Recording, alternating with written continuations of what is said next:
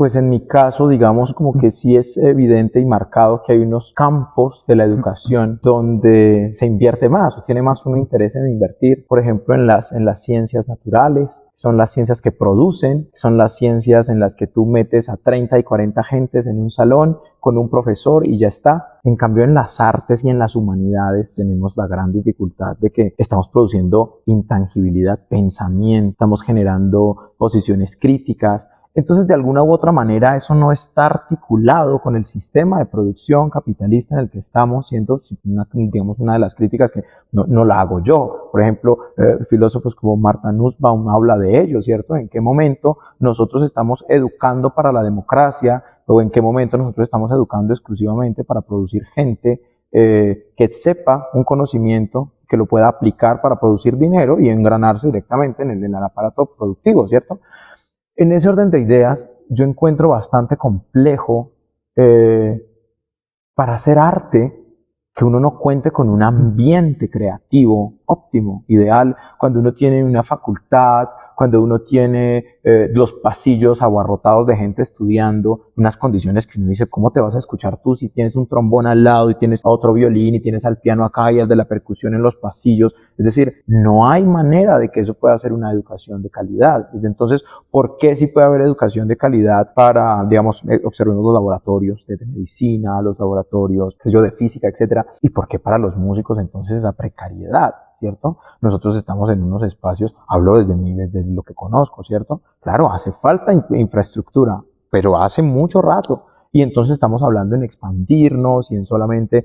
porque claro, acorde a lo que decía Juan Camilo, ahorita se ha visto la necesidad de cambiar esa visión colonialista, de enseñar la música clásica como la música y de ahí para abajo las otras y las que están discriminadas y las que están hechas a un lado. Pero entonces en el momento en que queremos incluir todas esas expresiones territoriales musicales que nos permean a todos, pues entonces decimos, realmente no hay cama para tanta gente. Es decir, ¿cómo nos vamos a pensar un nuevo departamento de música, si es el caso? ¿Cómo nos vamos a pensar que vamos a abrir nuevas cátedras, etcétera, si ni siquiera con lo que estamos trabajando hace 50 y 60 años, pues hemos sido capaces de evolucionar, de ver de qué manera lo podemos proyectar al futuro y hacer crecer toda la cosa? Pues porque hacer música no solamente se resume al deleite del oído y al placer de escuchar música, porque sino, pues, digamos, estaríamos hablando de la música comercial, ¿cierto? Que es una música que se hace, y, digamos, la última canción de un artista que dura 3, 4 meses rankeada en una lista de reproducción, pero después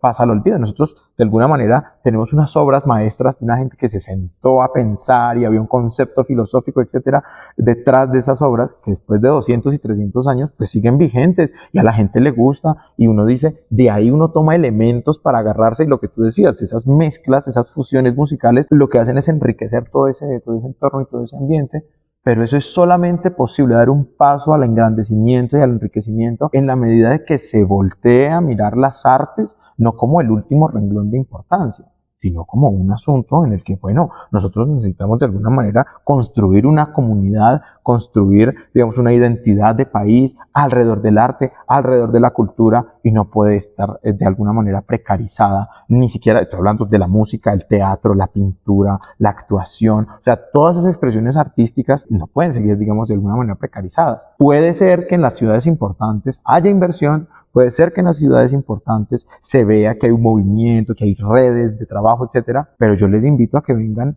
a la periferia del país, donde hay unas zonas más marginadas que otras, donde hay unas zonas olvidadas, relegadas, dejadas atrás, donde uno dice, ¿y con qué trabajamos? Pues un poco con la SUR. Entonces, como se acostumbra también la gente de gobiernos de turno, etcétera, a que uno hace con lo que hay, pues entonces no pida demasiado, porque si usted ha podido trabajar con eso, pues entonces ¿para qué pide más, cierto? Pero yo pienso que tenemos que evolucionar en ese sentido, dar un paso adelante y poder elevar el espíritu de toda la comunidad, de toda la, digamos, toda la población del país, pensando en una educación a través del arte, una sensibilización, dejando atrás pues como que todo el conflicto y pensándonos en un escenario de una paz, como nos ha prometido pues el actual presidente, ¿cierto? Una paz total